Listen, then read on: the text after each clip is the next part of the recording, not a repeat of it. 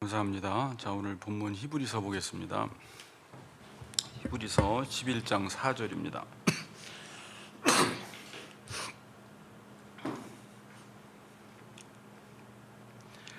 11장 4절 한 절인데요. 우리 다 같이 함께 읽겠습니다. 시작. 믿음으로 아벨은 가인보다 더 나은 제사를 하나님께 드림으로 의로운 자라 하시는 증거를 얻었으니 하나님이 그 예물에 대하여 증언하심이라. 그가 죽었으나 그 믿음으로써 지금도 말하느니라. 아멘. 오늘 제목은 믿음으로 아벨은, 이제 아벨의 믿음에 대해서 좀 살펴보겠습니다. 자, 같이 몇 분 안 계시지만 서로 인사합시다.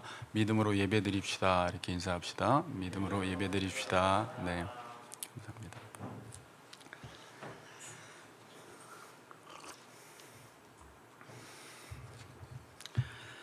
자, 우리가 전 시간에는 믿음에 대해서 믿음의 정의를 좀 내렸죠. 히브리서 11장 1절에 믿음은 바라는 것들의 실상이요 보이지 않는 것들의 증거니라고 해서 믿음은 바라는 것들에 대해서 우리에게 근거를 제공해주고 보이지 않는 것들을 우리에게 이해시키고 설득시키는 것이다 라고 배웠습니다. 자, 오늘부터는 믿음으로 산다는 것이 무엇인가, 이 히브리서 기자는 구체적으로 믿음의 선진들의 예를 한 사람 한 사람 들면서 믿음이 무엇인지를 설명해 주고 있습니다. 오늘은 특별히 이제 제사, 예배 문제를 가지고 믿음의 문제를 다루고 의의 문제를 다룹니다. 어떤 예배가 믿음으로 드리는 예배고 어떤 예배가 의인의 예배인지, 그래서 오늘 아벨은 의롭다 하심을 증거를 또 받았다라는 말씀이 있어요. 그래서 결국은 이 예배가 의롭다라는 사실로 결론을 맺게 됩니다.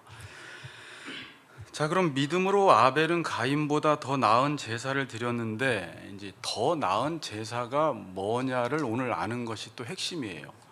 그러니까 가인의 제사와 아벨의 제사를 통해서 아벨의 제사가 더 나은 제사고 믿음으로 드린 예배고 의롭다 하시는 증거를 받았다면, 도대체 가인과 아벨의 차이점이 무엇인지를 오늘 우리가 알아야 합니다. 자, 오늘 우리가 지금 한국교회 안에서도 제가 아까 잠시 유튜브를 봤더니 실시간 예배가 엄청 많아요. 정말 우리 성도들은 이제 유튜브만 열면은 원하시는 목사님들한테 아무 때나 이제 말씀을 들을 수 있는 시대가 됐어요. 자, 그런데 수많은 사람들이 예배를 드리지만 더 나은 제사를 드리는 분들도 계시고 그렇지 못한 분들이 계시고, 지금도 아벨의 예배를 드리는 분이 계시고 가인의 예배를 드리는 분이 계시다라는 것입니다. 그럼 도대체 가인의 예배는 뭐고 아벨의 예배가 뭔지 오늘 본문에 나와 있지 않지만 이 부분에 대해서 창세기 4장 1절에서 7절에 나와 있으니까 이제 그 본문으로 좀 돌아가서 보도록 하겠습니다. 창세기로 잠깐 가겠습니다. 앞에도 좀 이렇게 띄워주시면서 보면 좋을 것 같아요. 이걸 한번 읽어봅시다. 자, 아담이 그의 아내 하와 동침하매 하와가 임신하여 가인을 낳고 이르되 내가 여호와로 말미암아 등남하였다 하니라. 그가 또 가인의 아우 아벨을 낳았는데 아벨은 양을 치는 자였고 가인은 농사하는 자였더라.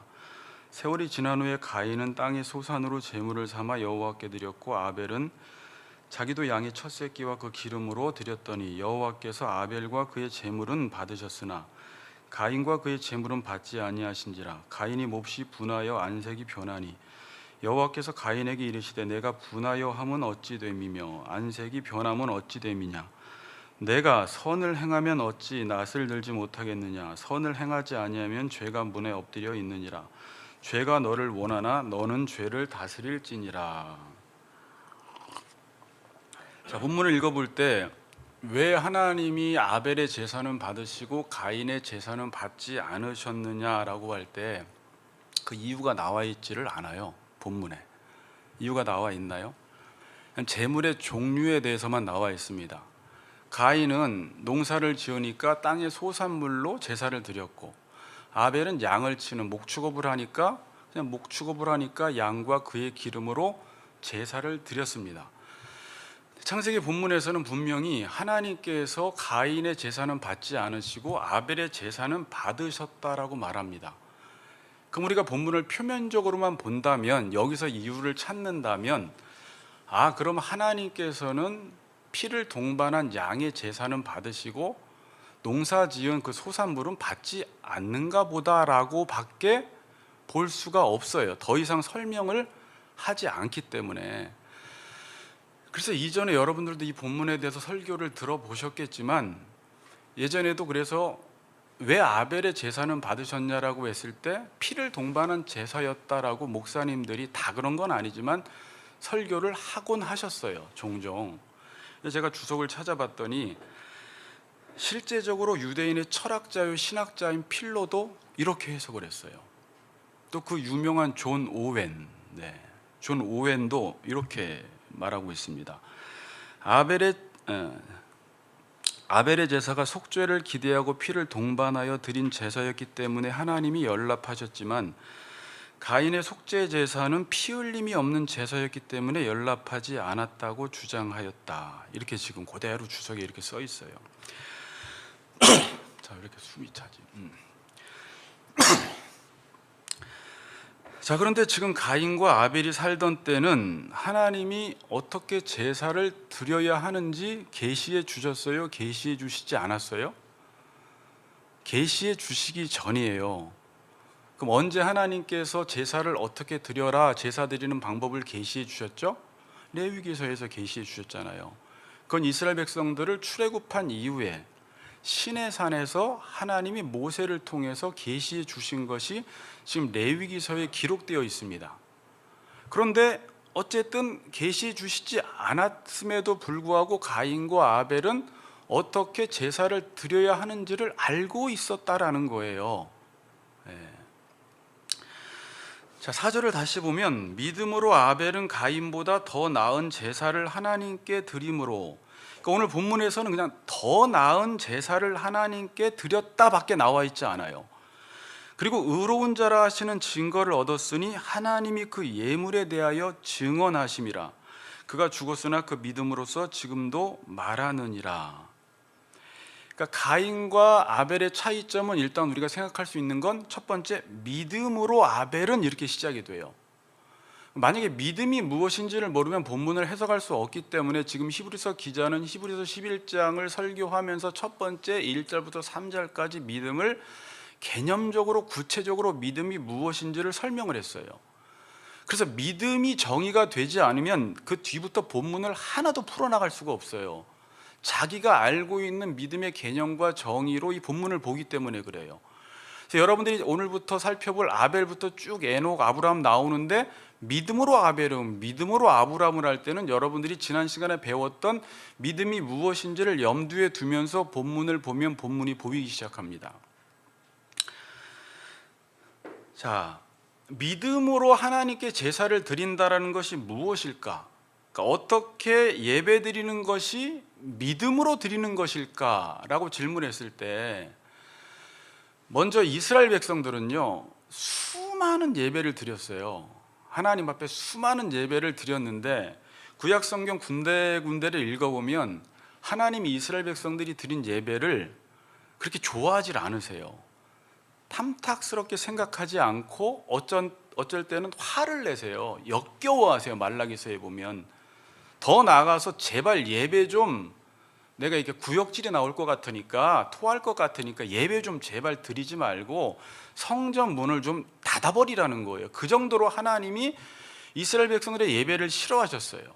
근데 이스라엘 백성들은 나름 자기들은 하나님께 예배를 잘 드리려고 하나님 앞에 나가서 제사를 드렸고, 많은 제물도 드렸고, 절기도 지켰고, 안식일도 지켰고, 월삭도 지켰고, 11조도 냈단 말입니다. 근데 문제는 이 이스라엘 백성들이 자기가 뭘 잘못했는지, 내가 드리는 이 제사가 무엇이 문제인지를 알지를 못하는 거예요. 자, 지금 마치 하나님이 여러분이나 지금 모든 예배 드리는 사람들을 향해서 너희들 제발 예배 좀 그렇게 드리지 말아라, 나 너희들이 드리는 예배 역겨워서 못 받겠다라고 하면 들켰구나, 이렇게 하는 게 아니라 자기가 지금 우리 자신도 도대체 나보고 그럼 예배를 어떻게 드리라는 거야 모른다니까요. 우리 교회 성가대가 없는 게 문제인가? 목사가 뭐 시끄러운 게 문제인가? 교인 수가 별로 없는 게 문제인가? 헌금을 안 드는 게 문제인가? 뭘 문제 삼는 거지 하나님은?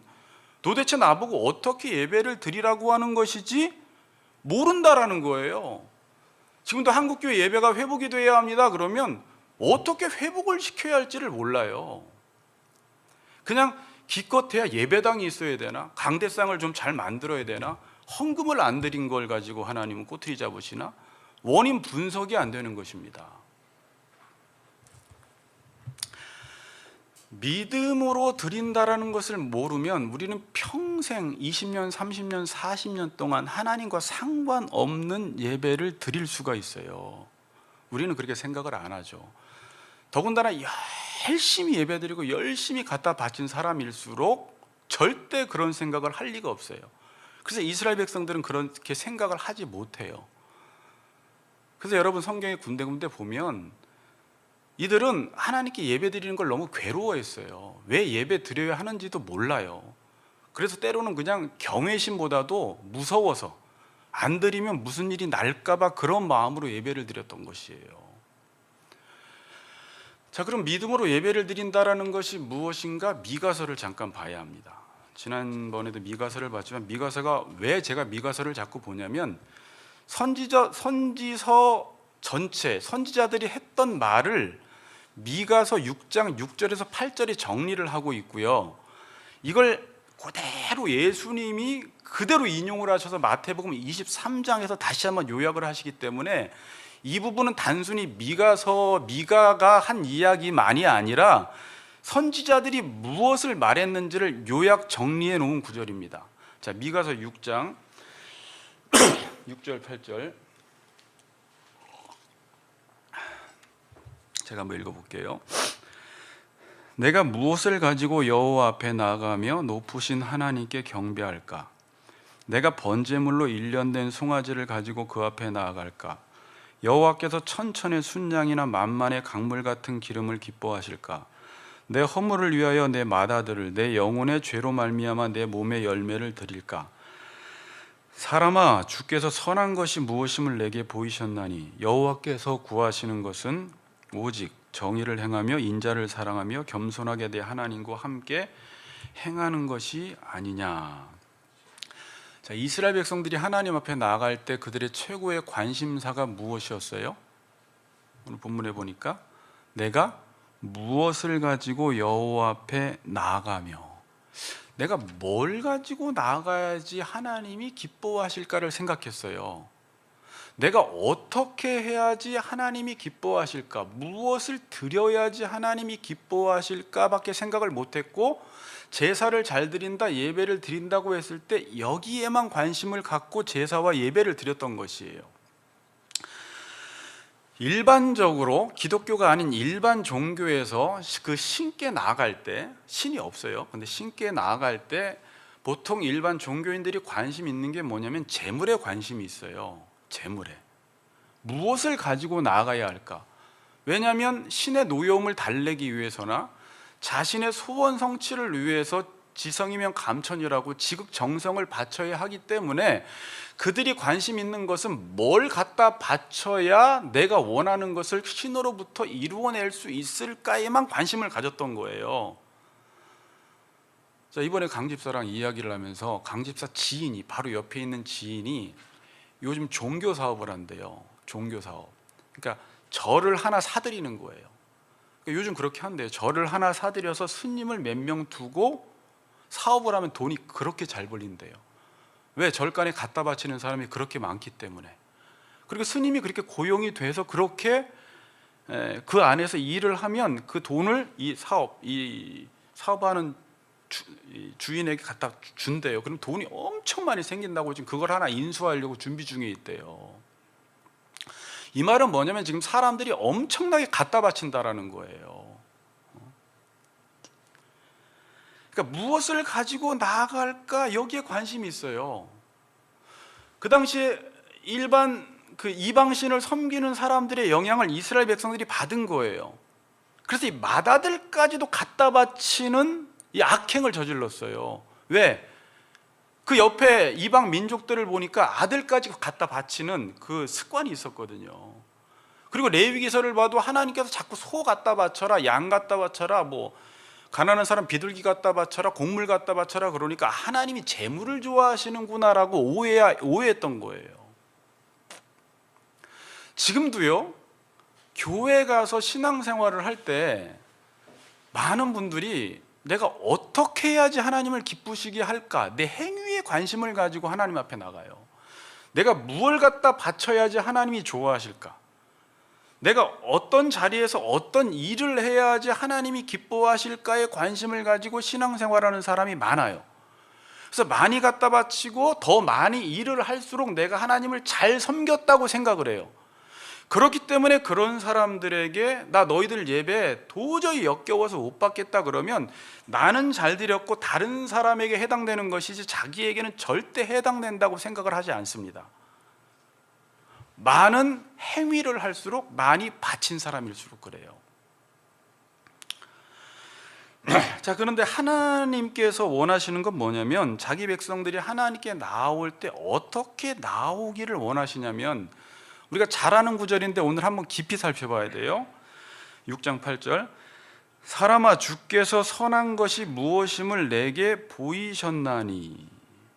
그러니까 보이다라는 말은 알리다, 말하다, 선언하다라는 거예요. 그러니까 사람들아 주께서 선한 것이 무엇임을 내가 너에게 알려주었다, 말해주었다, 선언했다라는 거예요. 그럼 그 선이 뭐라는 거예요? 정의를 행하며 인자를 사랑하며 겸손히 내 하나님과 함께 행하는 것. 이건 뒤에 예수님께서도 마태복음 23장에서 그렇게 바리새인들에게 화 있을진자라고 말하면서 율법에 더 중한 바 사랑과 정의와 믿음, 하나님과 함께 하는 것을 믿음이라고 정의하면서 이것을 행하라고 말씀을 하시거든요. 자, 그러면 오늘은 뭐 정의가 뭐냐, 미슈파트가 뭐냐, 사랑, 헤세드가 뭐냐를 설명은 오늘 하지 않고, 간단하게 말하면 여러분들이 그냥 미슈파트는 하나님의 율법의 기준대로 행하고, 누군가가 그 율법의 기준대로 행하지 못했을 때는 네가 그 사람이 그 기준에 도달할 수 있도록 섬기고 십자가 지는 방식을 하나님께서 우리에게 행하셨기 때문에, 보여주셨기 때문에 내가 너희들에게 행한 대로 너희들도 행하라는 거예요.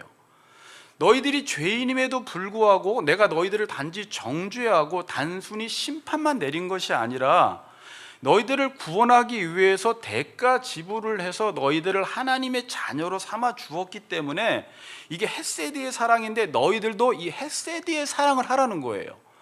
이건 어렵지 않다라고 말을 하고 있어요. 하나님을 모르는 사람은 지금도 정의가 무엇인가 사랑이 무엇인가 어려운데, 우리는 하나님께서 이 정의와 사랑을 다 이미 우리에게 행해 주셨어요. 이미 우리가 그걸 다 받은 사람이기 때문에 사람아 주께서 선한 것이 무엇인 것을 너희에게 보여주셨고 알려주셨고 선언해 주셨으니까 너희들은 이미 알고 있는 바 하나님께서 너희에게 행하신 대로 그대로 행하는 게 하나님이 너희에게 요구하시는 거다라고 지금 말씀을 하고 있어요. 쉽게 말하면, 자, 이렇게 정리합시다. 하나님이 원하시는 것은 내가 하나님께 나아갈 때 무엇을 가지고 나아갈까에 관심을 갖지 말고 내가 하나님께 나아가는 데 관심을 가지라는 거예요. 이해되셨어요? 내가 나가라는 거예요. 내가 나가지 않은 채 무엇을 가지고 나가는 것은 하나님이 재물을 싫어하신다라는 말이 아니라 자기가 하나님 앞에 나아가지 않은 상태 속에서 드리는 재물은 하나님이 받지 않으신다라는 거예요. 하나님은 나를 받기를 원하세요. 내 삶을 받기를 원하세요. 하나님은 재물에 관심 있는 게 아니라 그 사람이 어떠한 사람이냐, 어떠한 삶을 살아가고 있느냐. 특별히 그냥 착한 삶이 아니라 주께서 우리에게 요구하시는 대로, 우리가 대인관계 속에서 지금 관계 회복을 주제로 설교를 하고 있는데, 사람을 만날 때 하나님이 정의로 우리를 대하셨고, 특별히 회복적 정의로, 그 사람이 율법대로 살지 못하면 왜 저래 정죄하지 말고 살 수 있도록 네가 할 수 있는 일을 사랑과 선행으로 그들을 돌보라는 거잖아요. 그 다음에 주님이 우리에게 사랑을 하나님께서 베풀어 주셨듯이 내가 너희를 사랑한 것 같이 너희도 서로 사랑해라.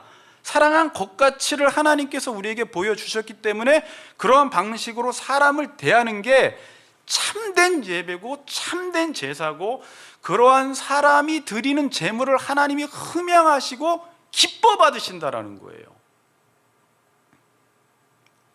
그러니까 내가 그렇게 살기를 원하세요.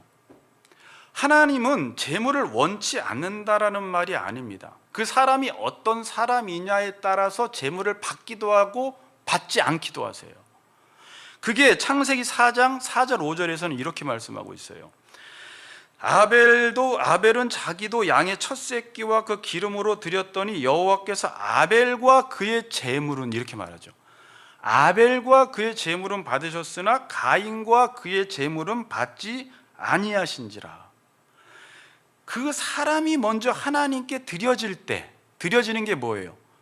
하나님께서 정의를 행하시고 사랑을 베풀어 주셨기 때문에 내가 나의 삶 속에서 누구를 만나든지 와이프, 남편, 자식, 이웃들에게 그러한 정신으로 살아가면서 자신이 이렇게 살아갈 수 있는 건 전적인 하나님의 은혜임을 알고 너무나 감사해서 그 내가 받은 은혜, 깨달은 은혜만큼 하나님께 드리게 되어 있어요.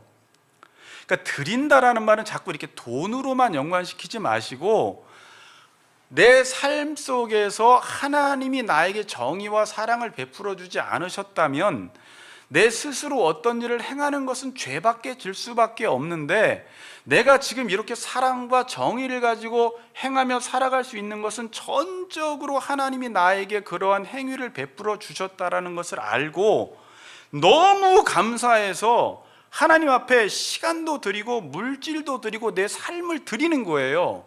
왜? 더 그러한 삶을 살아가기 위해서. 그래서 아벨과 그의 제물은 받으셨으나 가인과 그의 제물은 받지 않았다라는 거예요. 근데 지금 종교 생활하는 사람들이 어떻게 신앙 생활을 하냐면 제물을 통해서 내가 어떤 사람이냐를 자꾸 드러내기를 원해요. 다시 말하면 내가 무엇을 해서 자기의 존재를 자꾸 증명을 하려고 해요. 그런데 하나님은 그걸 원치 않으세요. 하나님께서 나에게 베풀어 주신 은혜와 사랑으로 내가 하나님의 사람으로 살아간다라는 사실이 너무 감사해서 제물을 드리기를 원하시는 거예요. 제물은 결과적으로 드리라는 거예요. 그래서 자기가 받은 은혜와 드리는 게 비례하게 되어 있습니다. 그래서 드리는 거 보니까, 남들을 섬기는 거 보니까, 주는 것 보니까 하나님의 사랑을 얼마나 많이 받았는지가 그의 삶 속에서 드러나게 되어 있는 거예요. 하나님이 원하시는 건 뭐라고요? 내가 무엇을 가지고 하나님께 나아갈까가 아니라 하나님은 보여주셨듯이, 하나님이 우리에게 행해 주셨듯이 정의와 공의를 행하기를 원하세요.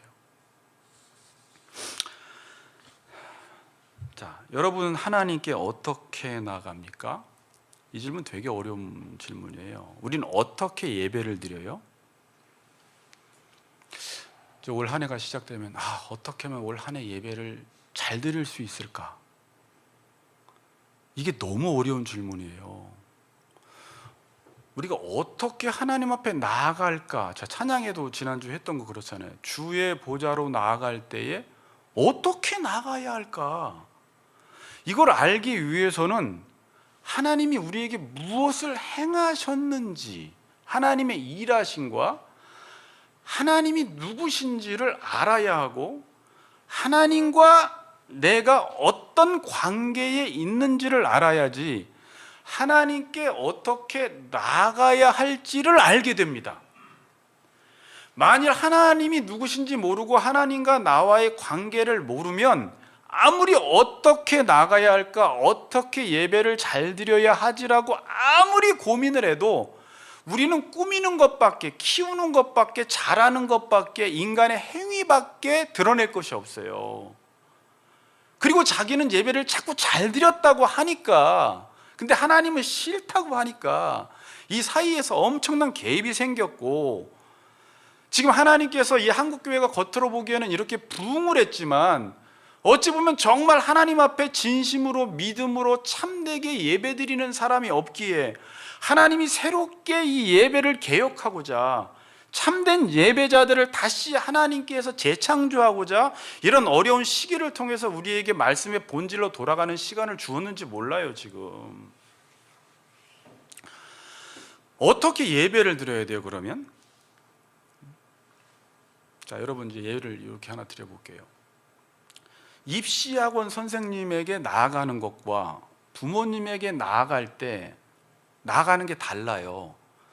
그러니까 입시학원 선생님이 다 그런 건 아닙니다. 가끔 입시도 했죠. 근데 그러니까 제가 입시학원 그러면 뭘 바라는 사람 그냥 이렇게 이야기한 거예요. 근데 입시학원 선생님에게 나아가는 것과 부모님에게 나아가는 것은 나아가는 방식이 전혀 달라야 돼요. 왜냐하면 요구하는 게 달라요. 요구하는 게. 그러니까 입시학원 선생한테 나아갈 때는 무엇을 가지고 나아가야 할까? 이게 중요해요. 여보 5만 원만 가지고 갈까? 아니야, 그래도 20만 원은 가지고 가야지. 뭐 입시 정보를 알려주지. 여기는 뭘 갖다 바쳐야지 거기서 뭐가 나오거든요. 조금 갖다 바친 사람은 조금밖에 안 나와요. 그래서 그분한테 나아갈 때는 무엇을 가지고 나아가야 되는 거예요. 그런데 부모에게 나아갈 때는 그렇게 나가면 오히려 자녀를 사랑하는 부모라면 그렇게 나가면 오히려 부모는 화가 나요. 자식이 밥 한 끼 달라고 하면서 엄마 얼마 주면 돼요? 용돈 달라고 하면서 삐죽삐죽거리고 뭐 하나 사달라고 하면서 되게 머리 숙이면서 너무 죄송해하면 이놈이 도대체 화가 나는 거예요. 부모는 자녀에게 계속 주기를 원하세요. 모든 것들. 그래서 아빠 줘! 엄마 줘! 그럴 때 부모는 기분이 너무 좋아요. 왜? 부모로 인정해 주기 때문에. 야, 이 자식이 나를 부모로 인정해 주는구나. 그리고 부모가 하는 일은 뭐냐면 하나님처럼 계속해서 자녀에게 옳은 말을 해줘요. 옳은 말을. 그러니까 자녀가 부모에게 나아갈 때는 부모가 하는 그 옳은 말, 사랑과 정의대로 부모 말대로 행하면 부모를 너무 기쁘게 해주는 거예요. 근데 그 다음 구절에 히브리서 11장 6절에 믿음이 없이는 하나님을 기쁘시게 하지 못한다라고 이야기해요. 이제 다음 주에 에녹을 살펴볼 때 하나님을 기쁘시게 했다라고 이야기를 해요. 제가 이 본문을 계속 묵상하다 보니까 이 아벨은 이 예배 문제를 다루고 다음 에녹은 삶의 문제를 다루는데 다 예배 문제를 다루는 거예요. 지금 에녹은 삶 속에서 예배를 드렸고 아벨은 우리가 드리는 지금 이 예배로 예배를 드린 건데 이게 하나로 이제 연결이 되기 시작해요. 그러니까 입시 선생에게 나아갈 때는 내가 뭘 가지고 나아가야 할까에 관심을 둬야 되고 부모에게 나아갈 때는 부모가 나에게 주시는 그 선한 말씀대로 내가 살아가야 되니까 그 부모가 요구하는 것을 내가 행하는 것이 부모에게 합당하게 나아가서 부모를 예배하는 거예요. 자, 우리 하나님 나라 배웠지만 그 이종필 목사님이 최근에 아이를 하나 입양했어요. 자식이 셋 있는데 하나를 더 입양했어요. 5살짜리 아이를. 그리고 계속 페이스북을 보면은 막 아이랑 등산 가고 아이랑 놀러 가고 그 아이, 그러니까 고아들이 힘든 게 뭐냐면 오랫동안 고아로 살다가 이제 부모가 생기면 부모를 어떻게 대해야 할지에 대해서 되게 헷갈려해요. 왜냐하면 이전에 고아원에서는 원장의 마음에 들어야 되고 친구의 마음에 들어야 돼요. 그 사람들의 마음에 들게 하기 위해서 내 편에서 잘해야 돼요.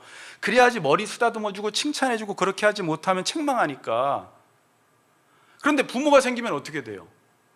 그냥 당당하게 부모 앞으로 나아가면 돼요. 그리고 부모 말대로 살면 돼요. 부모의 사랑을 받으면 돼요. 부모가 사랑해주고 부모가 계속 이뻐해줄 때 어색해하지 말고 그걸 당연히 받는 거예요. 그런데 이 아이가 처음엔 어떻게 한다고 하냐면 삐죽삐죽거린다는 거예요. 이걸 해도 돼요? 이렇게 물어본대요. 이거 먹어도 돼요? 왜? 눈치 보이는 거예요. 그동안에는 다른 사람의 마음에 들기 위해서 내가 행위를 계속 잘해야 됐거든요. 그러니까 부모 앞에서도 그렇게 하려고 하는 거예요. 그러면 부모는 속상한 거예요. 왜냐하면 그 목사님이 왜 입양했냐면, 제가 지난주에 물어봤더니 목사님 불쌍한 아이들이 얼마나 많은지 모른대요. 그 와이프가 사회복지를 해요. 우리 아내도 이제 봉사하고 다니다 보면 그 아들이 너무 불쌍하대요. 사랑받고 싶어서. 얼굴은 이쁘장한데 얼굴이 차가워 보여요. 그 다음에 자꾸 막 가서 만지려고 그래요. 누군가가 쓰다듬어 주면 너무 좋아해요. 그 아이들은 지금 사랑이 필요해서, 이 목사님은 이 아이에게 사랑을 주고 싶어서, 보통 아이를 입양할 때 되면 자신이 나름 선택을 하는데, 이 목사님은 원장님이 주는 대로 받겠습니다 그랬대요. 뭐 애가 개도 아니고 제가 선택을 합니까? 그냥 원장님이 주시는 대로 제가 받아서 키우겠습니다. 그렇게 해서 진짜 받아서 키운 거예요. 지금 왜 입양을 했어요? 사랑해 주려고. 그냥 사랑을 잔뜩 줘서 아이가 정서적으로 영적으로 건강하게 잘 자랐으면 좋겠는 마음으로 사랑해 주려고 입양을 한 거예요. 그런데 이 아이는 입양을 내가 당했다라는 게 뭔지, 부모가 생겼다는 게 뭔지, 부모가 나한테 어떻게 행하는지 이 관계를 모르니까 부모에게 나아가야 할 때 어떻게 나아가야 할지를 모르는 거예요. 지금도 많은 그리스도인들이 하나님이 나에게 행하신 일을 몰라요. 뭐 예수는 이야기하고 십자가는 이야기하고 하나님이 나를 사랑한대 이렇게 말은 하면서도요, 하나님 앞에 나갈 때 마치 고아처럼 내가 하나님 앞에 잘 보여야 되는 줄 알아요. 고아랑 똑같아요. 뭘 갖다 바치지 않으면 하나님이 나를 미워할 줄 알아요. 뭔가 안 하면은 죄책감에 빠져버리고. 하나님을 모르는 거죠. 아직까지 하나님이 누군지를 모르는 거예요.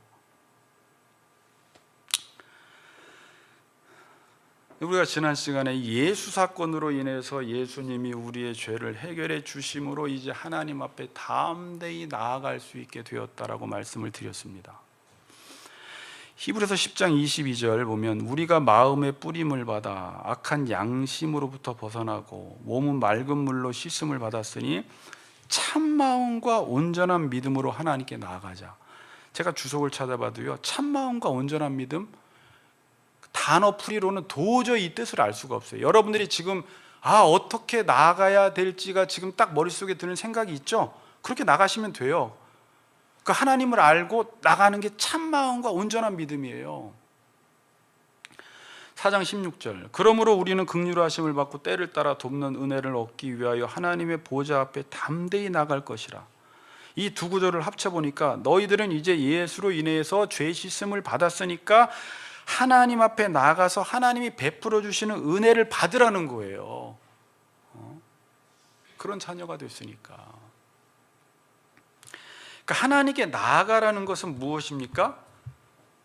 하나님이 우리를 사랑해 주시고 우리에게 은혜를 베풀어 주실 때 그것을 마음껏 받으라는 거예요. 자, 그러니까 성경을 이해할 때 이걸 마음껏 받는다라는 것은 이제 그 마음껏 받아서 그 사랑과 정의를 하나님이 요구하시고 우리에게 행하셨기 때문에 그 일을 행하는 게 하나님께 마음껏 받는 거예요. 그래서 마음껏 받은 사람은 하나님이 우리에게 행하신 것을 행하는 삶으로 나타날 수밖에 없고 드러날 수밖에 없어요.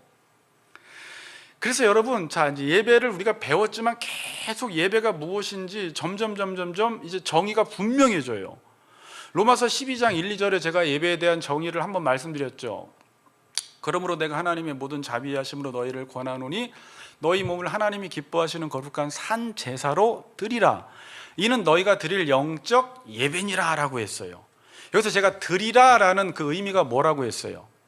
너희 몸을 하나님이 기뻐하시는 거룩한 산 제사로 드리라 라고 했을 때 하나님이 나를 마음껏 사용하실 수 있도록 내어드리라 라는 뜻이에요. 정확하게.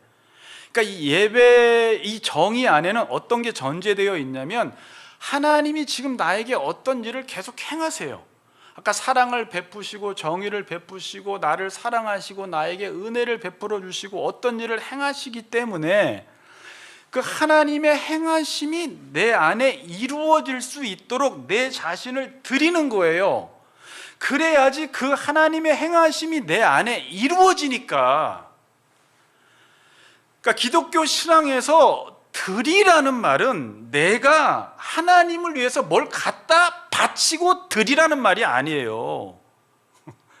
내가 막 하나님께 헌신하라는 말이 아니에요. 헌신을 왜 해야 하냐면 하나님이 지금 나에게 어떤 일을 행하시니까 그걸 받기 위해서 시간을 들여야 되고 몸을 들여야 되고 물질을 드리는 거예요. 자, 예를 하나 들어서 하나님이 지금 나를 위해서 일을 행하시니까 내 물질 1,000원을 나를 위해 안 쓰고 하나님을 위해 쓰면 그 물질 위에 하나님의 행하심의 역사가 나타나기 시작. 똑같은 물질인데 시간을 나를 위해 쓰지 않고 하나님을 위해 드리면 그 시간 안에 하나님의 역사가 나타나요. 그 하나님의 뜻이 이루어지는 거예요. 내 재능을 나를 위해 쓰지 않고 하나님을 위해 쓰면 똑같은 재능인데 그 재능이 나만을 위해 쓸 때는 나 하나 출세하고 나 하나 잘 먹고 잘 사는데 그 재능을 들였더니 재능이 수많은 사람들을 살려내는 거예요. 그 재능 속에 하나님의 뜻이 이루어지는 거예요. 자, 그러면 드리는 게 좋은 거예요? 나쁜 거예요? 근데 지금도 드리기 싫다는 거예요. 그런 의미의 드리라는 말이 아니에요. 많은 목사들이 이것을 또 이렇게 악용을 해서 드리게 만들었기 때문에 지금 드린다라는 것에 대한 부정적인 생각들이 있는데 성경의 드림의 개념은 이 드림이에요. 드릴수록 좋은 거예요. 드리면 내 인생이 바뀌어요, 여러분. 그래서 안 드리면 안 드릴수록 하나님의 일하심이 내 삶 속에 이루어지질 않아요. 그래서 머리로 공부하는 사람들, 교회를 그냥 머리로만 신앙생활하는 사람들은 아무런 삶이 변화가 없어요, 여러분. 하나님이 일하심, 하나님의 행하심이 내 삶 속에 나타나지를 않는 거예요.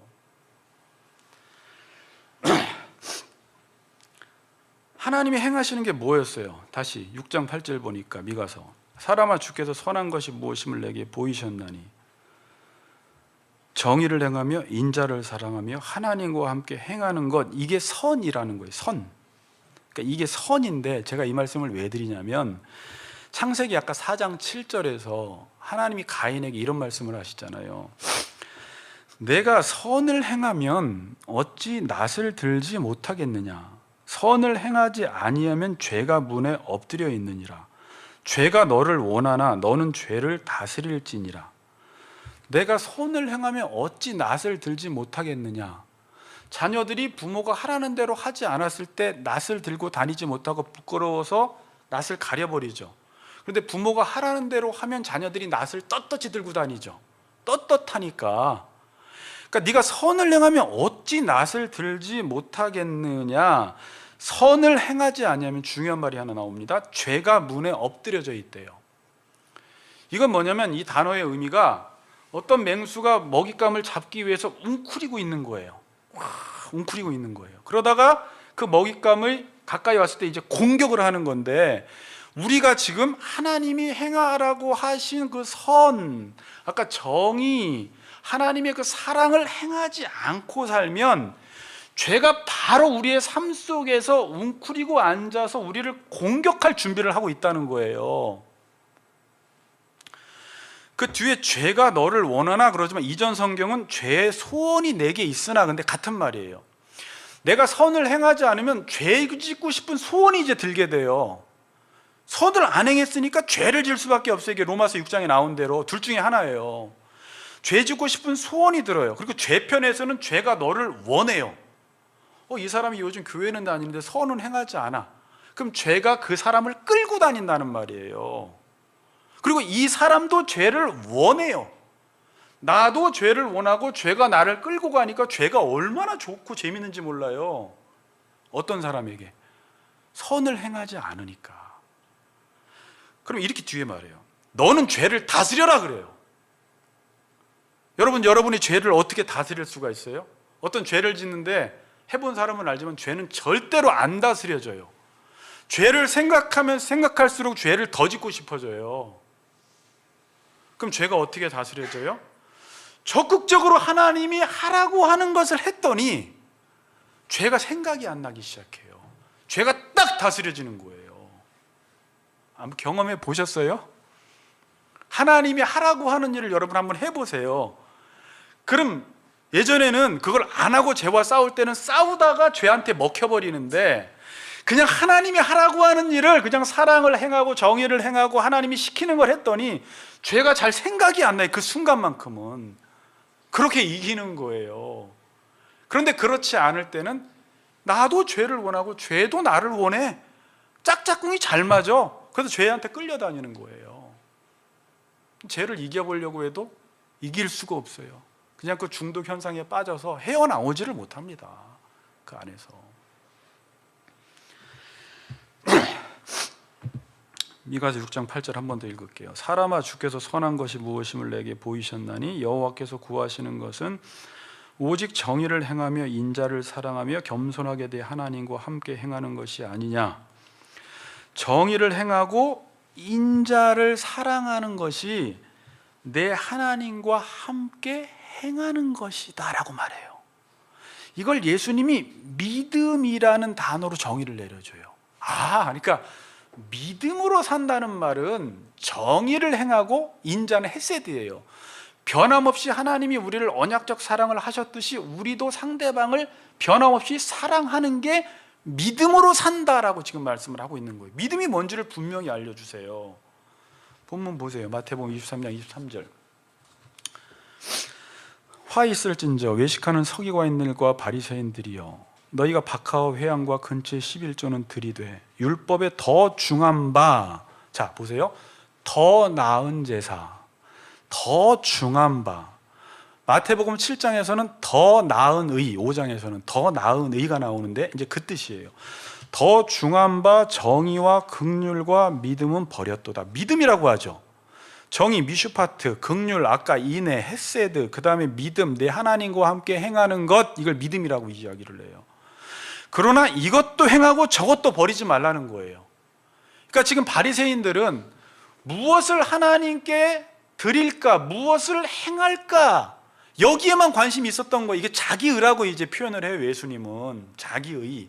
가인이 자기의로 한 거예요. 자기의로 행했기 때문에 그게 거절당했을 때 화가 나는 거예요. 하나님의 일을 행해놓고 자기 의로 행했기 때문에 그걸 사람들이 알아주고 인정해 주지 않으면 분노가 올라와요. 어떻게 이걸 몰라줘? 목사가 내가 이렇게 열심히 일을 했는데 어떻게 이걸 몰라줘? 그 분노가 결국은 아벨을 쳐 죽이듯이 신앙인들이 열심히 하면 할수록 자기 의로 그걸 인정해 주지 않고 알아주지 않으면, 또 그렇게 못한 사람들을 보면 정죄하고 나를 안 알아주면 그것 때문에 분노해서 화가 나는 거예요. 이게 정확하게 가인의 제사를 드린 거예요. 근데 아까 무슨 얘기했어요? 정의와 긍휼과 믿음, 이게 이제 내 하나님과 함께 행하는 것이라는 거예요. 자, 그래서 마태복음 23장 23절에 율법에 더 중한 바, 히브리서 11장 4절에 가인보다 더 나은 제사, 마태복음 5장 20절에 내가 너희에게 이르노니 너희 의가 서기관과 바리새인보다 더 낫지 못하면, 이렇게 말해요. 결코 천국에 들어가지 못하리라. 더 나은 의라고 이야기합니다. 그럼 여기서 바리새인의 의는 뭐고 더 나은 의는 뭐예요? 이건 산상설교 했었는데, 바리새인의 의가 뭐예요? 내가 행한 것으로 결과를 얻어보려고 하는 사람이에요. 자, 성경을 이해할 때 이 말 단순한 말인데 되게 중요해요. 내가 이거 일반적으로 가인이 이렇게 살아가고 지금 모든 세상 사람들이 다 그렇게 살아가요. 어떤 결과는 내 행위를 내뱉어서 열매와 결과를 얻어보려고 하는 사람이에요. 이게 바리새인의 의예요. 이거는 믿지 않는 사람도 그렇게 살아가지만 믿는 사람들 중에서도 율법을 행하고 예배를 드리고 헌금을 드리고 봉사를 해도 하나님께서 내게 행하신 거에 대해서 내가 드림으로 감사함으로 행하는 것이 아니라 내가 무엇을 행함으로 어떤 열매를 거두고 결과를 얻어서 그걸 하나님 앞에 인정받아 보려고 하는데, 인정을 안 해주면 가인처럼 화가 나요. 그리고 그렇게 못 사는 사람들 보면 꼴 보기 싫어. 나는 이렇게 열심히 기도회도 나오고 신앙생활도 하고 예배도 잘 드리는데 그렇게 나오지 못하는 사람들을 보면 한심해 보이는 거예요. 정죄하는 거예요. 이건 의를 행해 놓고도 죄를 짓는 거예요. 이게 바리새인의 의라고 하는 거예요. 그렇게 해가지고는 천국에 들어가지 못한다.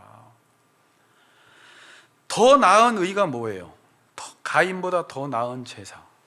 자, 하나님이 행하시는 것을 내가 행함으로 결과를 내는 사람이에요. 이게 정확히 하나님 나라 원리예요. 이제 자, 뭐라고 했어요? 제가 더 나은 의는 율법에 더 중한 바는 가인이 더 나은 제사, 아니 아벨이 더 나은 제사를 드렸다는 것은 하나님이 행하심을 알고 내가 그 하나님의 요구에 따라 나도 행함으로 결과를 내버리니까 이 결과에 대해서 자랑을 못하는 거예요. 이 결과는 하나님이 나한테 보여주시고 행해주시고 선언해주시고 먼저 본을 보여주신 것이고 나한테 그걸 다 베풀어 주셨기 때문에 내가 그 일을 행한 것이지. 그래서 여기에는 감사밖에 안 나와요. 감사밖에. 감사하니까 드리는 거예요. 그래서 나의 나 된 것이 하나님의 은혜로 된 것이구나라는 걸 알기 때문에. 보소서 주님, 내 안엔 선한 게 하나도 없습니다. 만일 하나님이 나에게 행하시는 것을 내가 받아들이지 않고 무언가 신앙생활을 하면 그건 다 자기 의로 행하고 남들을 정죄할 수밖에 없습니다. 내 안에 선한 게 하나도 없습니다. 하나님, 그 결과에 대해서 감사를 하는 거예요. 이걸 아벨의 의라고 합니다.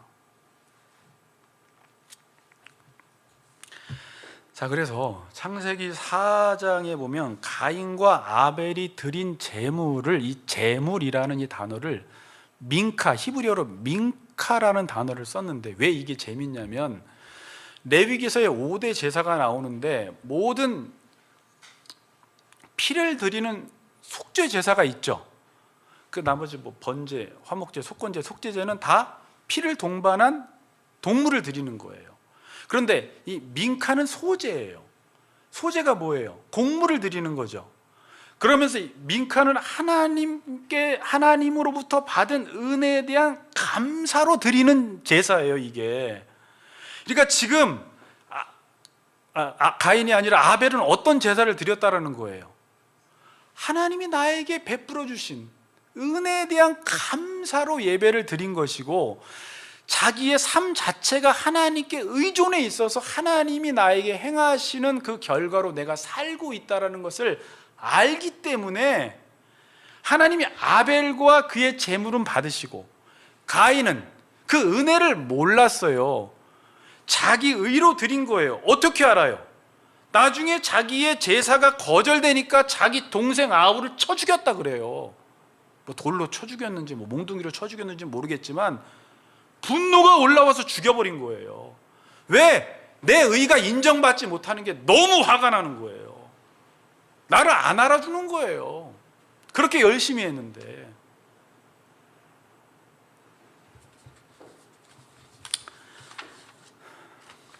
그래서 가인 보고 의인이라고 성경은 부릅니다. 마태복음 23장에 그러므로 의인 아벨의 피로부터, 이렇게 의인 아벨이라고 이야기해요. 요한일서 3장 12절 가인같이 하지 말라. 저는 악한 자에게 속하여, 여기서 악이라고 이야기를 해요. 악한 자에게 속하여 그 아우를 죽였으니 어찐 영고로 죽였느냐. 자기의 행위는 악하고 그 아우의 행위는 의로움이라. 히브리서 11장 4절 의로운 자라 하시는 증거를 얻었느니라. 아벨의 제사 행위는 의롭다라는 증거가 되었다라고 지금 성경은 기록하고 있습니다. 자, 오늘 이제 적용을 한번 해봐야 돼요. 여러분들이 드리는 예배는 어떤 예배인지 한번 생각을 해봐야 돼요. 여러분뿐만이 아니라 지금 모든 성도들, 모든 교인들이 어떤 사람은 똑같이 겉으로 보기에는 예배인데 전혀 하나님의 은혜에 대한 감사가 없이 하나님 앞에 예배를 드리는 가인의 예배를 드릴 수가 있고, 어떤 사람은 하나님이 나에게 행하신 일이 무엇인지를 알아요. 하나님의 언약적 사랑을 알아요. 나 같은 죄인 그냥 내버려 두면 죄짓다 죽을 놈인데 하나님이 독생자 예수 그리스도를 우리에게 주셔서 우리를 살려주셔서 이제 하나님의 자녀로서의 특권을 누리며 살아가게 된 것이, 내 인생, 내 물질과 시간과 재능이 하나님 나라를 위해서 사용된다라는 게 너무 감사해서 하나님 앞에 그의 삶을 드리는 거예요. 그런 차원에서 오늘도 예배당에 나오고, 그런 차원에서 감사의 물질도 드리고, 그런 차원에서 하나님 앞에 시간도 드리고 나의 재능을 드리는 거예요. 이게 아벨의 예배라는 거예요. 지금 이제 코로나 시기에 예배를 살려야 돼요. 회복을 시켜야 돼요, 여러분. 근데 예배가 회복이 안 돼요. 점점 시간이 지나갈수록 많은 사람들이 이제 이 시간이 길어지면요, 감을 잃어버려서 예배를 의무감으로 드리고, 의무감으로만 드려도 다행입니다. 무엇을 가지고 나가야 할까만 생각해도 다행인데, 제가 지금 보는 문제는 예배가 오는 게 싫은 사람도 있어요. 그러니까 일주일에 예배가 이제 한 번밖에 없는데 그 예배 시간이 다가오는 게 너무 싫어. 왜? 내가 하는 일에 방해를 주는 거예요. 왜 그래요? 자기가 지금 하나님의 은혜로 산다라는 사실을 알지 못하니까 예배가 의무감에 드리고, 형식적으로 드리고, 드려도 억지로 드리고, 하나님께 헌금을 드리건 시간을 드리건 재능을 드리건 아까운 거예요. 억지로 우리 예배가 얼마나 가난한 예배입니까, 그러면은. 한국교회가 예배가 회복되기 위해서는요, 어떻게 잘 드릴까? 무엇을 가지고 나갈까? 어떻게 예배당을 잘 지을까? 물론 중요하지만 여기에만 관심 가지면 안 돼요. 지금 하나님이 원하시는 것은 하나님이 우리에게 베풀어 주신 그 선을 선포해야 돼요. 사람아, 주께서 선한 것이 무엇임을 내게 선언하셨잖아요. 알려주셨잖아요.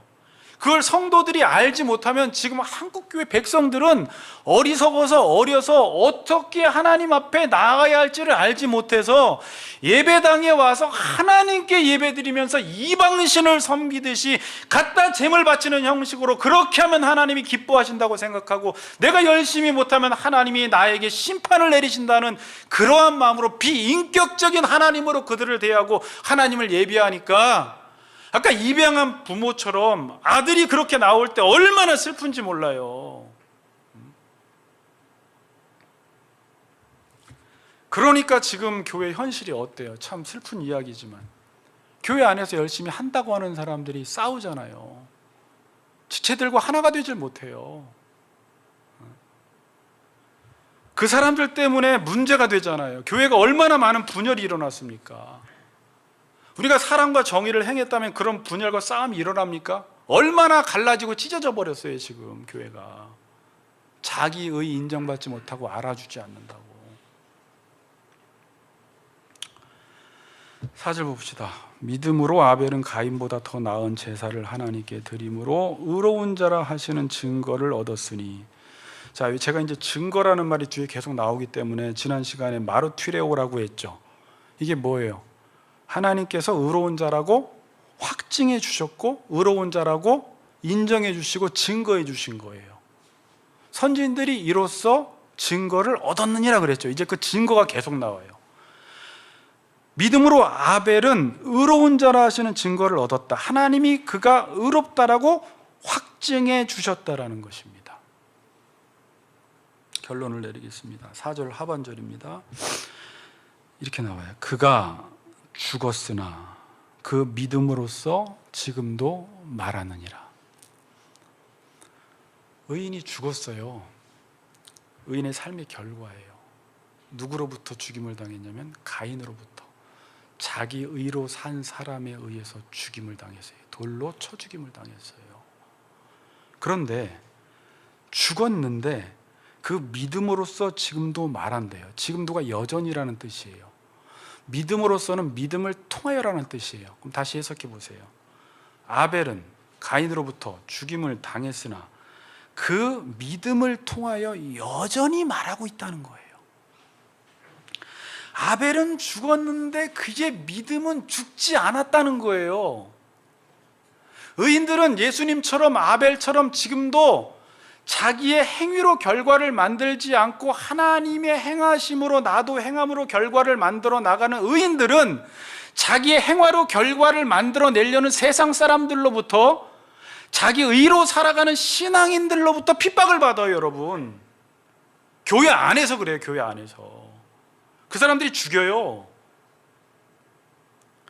아벨은 죽었으나 그의 믿음은 죽지 않습니다. 지금은 아벨은 계속해서 그 믿음을 통하여 말하고 있다고 이야기합니다.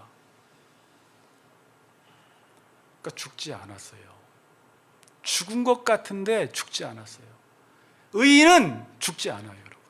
믿음으로 산 사람은 죽지 않아요. 아까 갑자기 찬송할 생각이 나는데 오늘은 안 넣었는데, 믿음 이기네, 믿음 이기네, 주 예수를 믿음이 온 세상 이기네라고 말하고 있죠. 믿음은 이미 이긴 거예요. 죽임을 당했으나.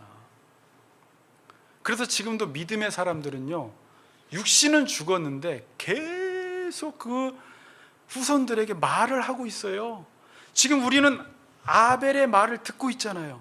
몇 천년 전의 사람인데 지금 아벨은 우리에게 말을 하고 있어요. 에녹도 죽었지만 물론 옮겨졌죠. 다음 시간에 살펴볼. 그러나 에녹도 우리에게 말을 하고 있어요. 아브라함도 지금 우리에게 말을 하고 있어요. 모세도 우리에게 말을 하고 있어요. 죽었지만 다윗도 우리에게 지금도 말을 하고 있고요. 수많은, 아까 조나단 에드워드, 존 오웬, 로이던스 목사님, 또 수많은 믿음으로 살다간 사람들, 그냥 일반 성도들 중에서도 믿음으로 살다간 사람들은 계속 사람들의 머리에 남아있고 가슴에 남아있고 사람들의 입에 회자가 되고 있으며, 그 사람들이 그 교훈을 지금도 가르치고 있어서 말하는 삶을 살아가고 있는 것입니다. 아벨은 죽지 않았습니다. 아벨의 육신은 죽었지만 그의 믿음은 죽지 않았습니다. 요한일서 2장 17절에 이런 말씀이 있어요. 이 세상도 그 정욕도 지나가되 하나님의 뜻을 행하는 이는 영원히 거하느니라. 하나님의 말씀대로 사는 사람은 영원히 거하는 거예요.